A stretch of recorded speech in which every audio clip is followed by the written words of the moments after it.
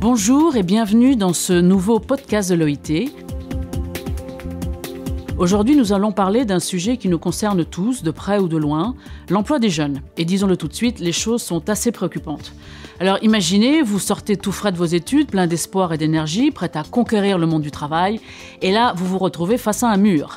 Les offres d'emploi semblent avoir été écrites dans une langue étrangère, les recruteurs vous demandent 5 ans d'expérience pour un poste de débutant, et ne parlons pas des stages non rémunérés, qui semblent souvent la seule manière de commencer à travailler.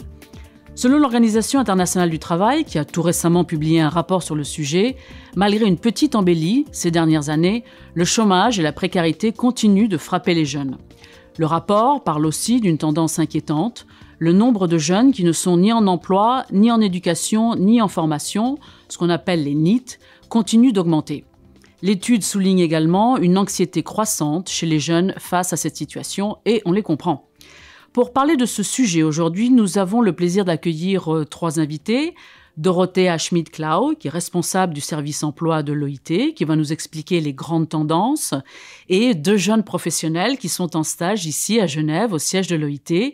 Nicolas Aubin-Audet, qui nous vient de Montréal et qui est sociologue de formation et qui veut devenir avocat, et Elvire Jégu, française, économiste de formation, et ils vont tous 2 nous raconter leurs expériences. On va commencer par les grandes tendances. Dorothea, le rapport de l'OIT a de bonnes et de mauvaises nouvelles. Pouvez-vous nous les résumer ? Malheureusement, moi, je ne vois pas beaucoup de bonnes nouvelles. C'est vrai, le taux de chômage est plus bas, et le plus bas depuis 15 ans, mais quand même, c'est 13%. C'est beaucoup plus haut que le reste pour les autres populations. Et c'est quand même presque 65 millions de personnes. Mais aussi, il y a des grosses différences entre les régions et par exemple la situation spécifiquement en Afrique du Nord et dans des États arabes, c'est très, très, très difficile et on ne voit pas beaucoup d'amélioration. Mais aussi, il y a des autres nouvelles qui ne sont pas du tout bonnes. Par exemple, en 2023, 1 jeune sur 5, soit 20%, même un peu plus, de la population mondiale était un NEET. Et ça veut dire que ce sont des jeunes qui ne sont pas en emploi, ni en formation, ni en études. Et ça, c'est un nombre très, très élevé. Alors justement, pourquoi ce nombre continue d'augmenter ? Pour moi, c'est une question que les économies, même quand on voit de croissance économique, ne produisent pas des opportunités d'emploi pour les jeunes. Ça veut dire peut-être il y a des opportunités pour des autres groupes d'âge, mais pas pour les jeunes. Et ça, c'est un problème. C'est pas automatiquement quand on voit de croissance qu'il y a des opportunités pour les jeunes. Il faut des politiques d'emploi spécifiquement pour les jeunes, pour produire des opportunités pour les jeunes. Merci Dorothea. Je m'adresse maintenant à nos jeunes invités. Alors, quels sont les principaux obstacles que vous avez rencontrés ou que vous rencontrez lorsque vous cherchez un travail ? Elvire, raconte-nous. Je pense que un des principaux obstacles, c'est le manque d'expérience. C'est-à-dire que même en stage, pour trouver un stage, on va nous demander parfois un certain nombre d'expériences. Ça peut être 1 à 2 ans. Mais selon le pays, moi, j'ai fait mon cursus en université en France et on n'est pas forcément invité à faire des coupures pour travailler, avoir de l'expérience professionnelle. Donc, c'est un petit peu un cercle vicieux. On veut avoir une première expérience qui nous demande déjà une première expérience. Donc, je verrais vraiment ça comme le premier obstacle à trouver un emploi et même un stage, puisqu'on est assez obligé de passer par des stages avant de chercher un véritable emploi. Et ensuite, oui, vous avez parlé de rémunération au début, parfois de stages non payés. Ou alors stage en France, il y a une rémunération minimum pour un stage, mais qui ne couvre pas un loyer parisien, par exemple.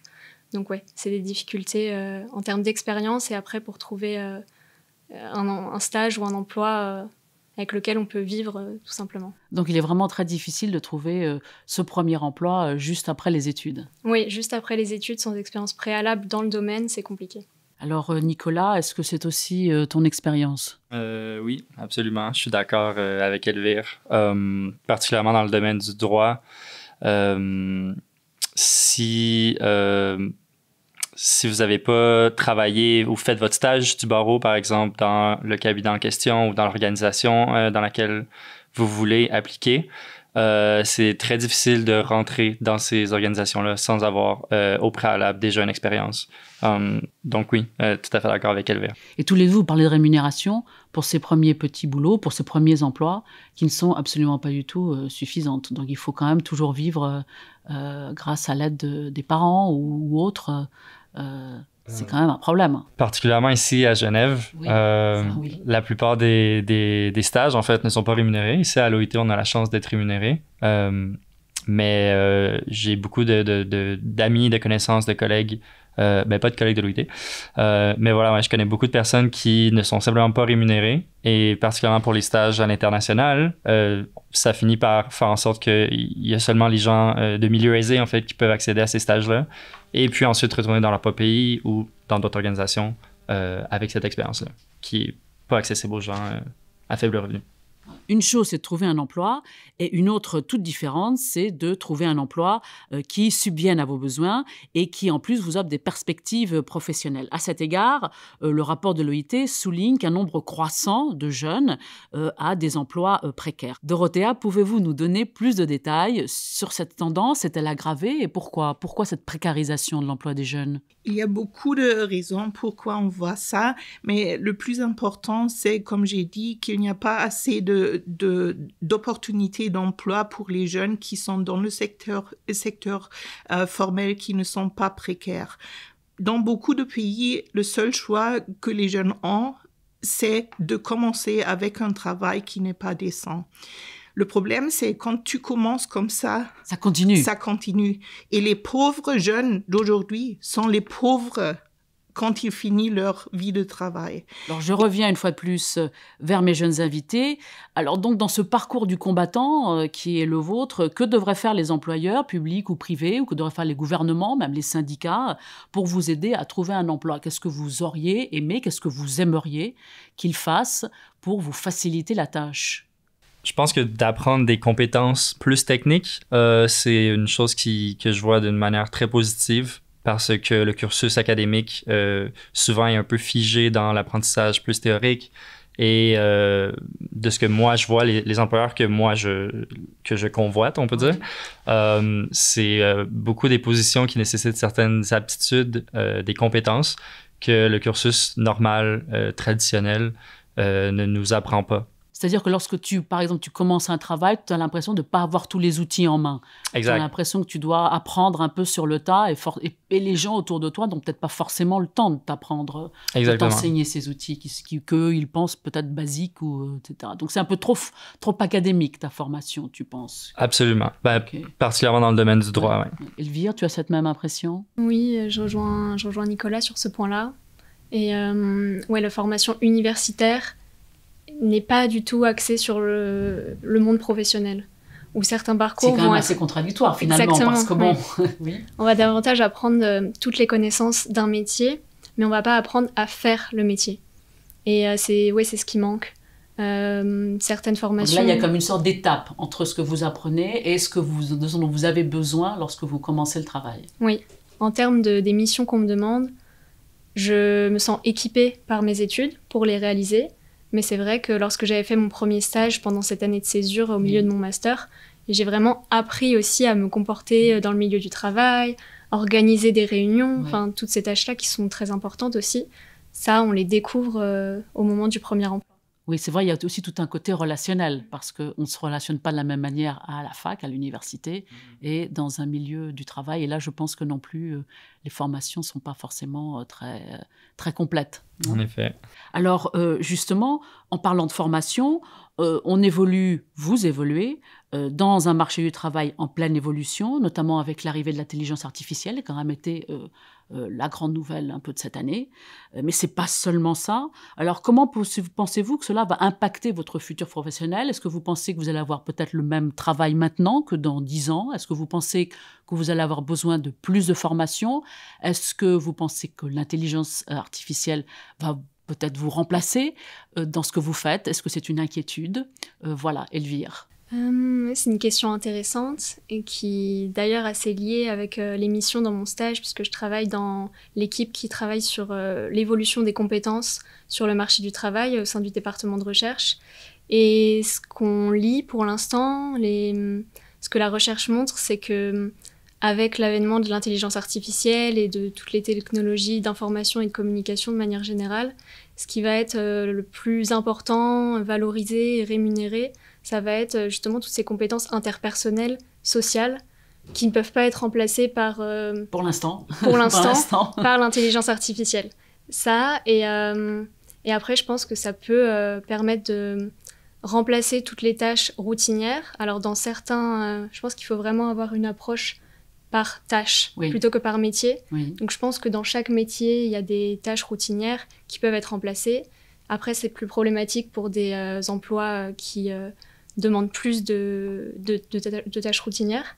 Donc, je sais pas, je pense qu'il faut en tout cas rester ouvert, informé, essayer de savoir comment utiliser cette technologie-là à son avantage, c'est sûr. Dorothea, je reviens vers vous. Je vous pose les mêmes questions. Que doivent faire les employeurs, et j'ajouterai aussi les gouvernements, et n'oublions pas non plus les syndicats, pour aider les jeunes à trouver un emploi, tout particulièrement dans un monde du travail en plein bouleversement? Une des choses qui est très importante, il faut partager les responsabilités. C'est pas la responsabilité de jeunes de trouver un travail. C'est la responsabilité des gouvernements, du secteur privé de créer des opportunités. Mais c'est aussi quand on pense que automatiquement, quand on produit de croissance, on produit des opportunités pour le jeune. C'est pas obligatoire. La croissance n'engendre pas forcément du travail pour les jeunes. C'est ça. Ça veut dire qu'il faut spécifiquement introduire des politiques pour les jeunes. C'est très important et ça, c'est la responsabilité des gouvernements. Il y a bien sûr aussi une responsabilité entre les jeunes. Il faut essayer, il faut être motivé, mais il faut vraiment voir que souvent, ils n'ont pas des opportunités et c'est ça le problème. Ils ont l'éducation, ils ont tout ce qu'il faut, mais quand même, ils ne trouvent pas le travail. Et pour ça, pour moi, ce qui est très important, c'est écouter, c'est parler, c'est consulter avec les jeunes. Parce que c'est les jeunes qui peuvent expliquer ce qu'ils sont capables à faire. Il faut parler avec les employeurs pour voir ce qu'ils ont. Oui, mais les employeurs, que doivent-ils faire? C'est ça, il faut parler avec eux pour voir c'est quoi qu'ils cherchent. Parce que très souvent, ils cherchent quelque chose qui est impossible. On ne peut pas avoir un jeune de 18 ans avec 10 ans d'expérience, ça ne marche pas. Mais quand même, les jeunes aujourd'hui, ils viennent avec des capacités, avec des possibilités qui sont très, très bien et très importantes. Il faut parler. Et c'est pas que le dialogue social traditionnel. Il faut vraiment avoir des opportunités de parler, d'écouter, de trouver des solutions ensemble, parce que les jeunes, ils sont pleins d'idées et c'est vraiment important pour les pays en général de les intégrer dans des process politiques et écouter de ce qu'ils proposent. Bien, merci beaucoup pour cet aperçu. Aujourd'hui, nous avons parlé du travail des jeunes avec Dorothea Schmidt-Klau, responsable des services de l'emploi de l'OIT, et avec Nicolas Aubin-Audet et Elvire Jégu, qui travaillent également ici à l'OIT en tant que stagiaires. C'est la fin de notre podcast. Dans les semaines à venir, nous continuerons à parler des changements qui bouleversent le monde du travail. N'oubliez pas de nous suivre sur les réseaux sociaux, sur LinkedIn, sur TikTok, sur X, @OIT Info. Pour l'instant, c'est au revoir et à très bientôt pour un autre épisode des Voix de l'OIT.